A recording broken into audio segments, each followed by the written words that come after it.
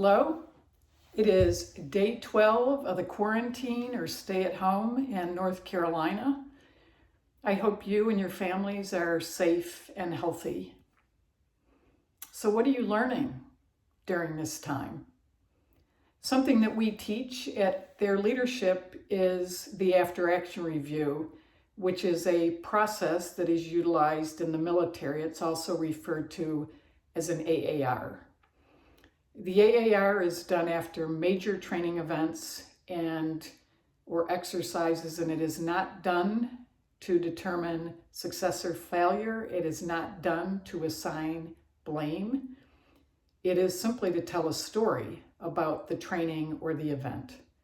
What happened, why it happened, again, not about blame, what could have been done differently to improve the performance, and who else needs to know.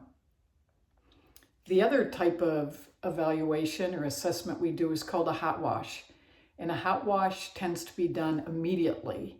So this is something that I recommend that you and your teams are doing each day during this time, is a hot wash.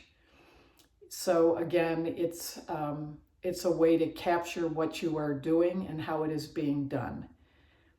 I heard a wonderful example of a way a problem was addressed with regard to the distribution of food to school children during this.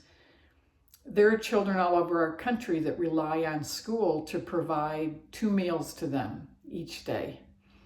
So you can imagine when this all started, the question was, how do we get the food to the children? And a decision was made, a solution was to have the bus drivers drive their routes each day, make their stops. The children would come to the bus stop and get their lunch for that day and breakfast for the following day. Great solution to a problem.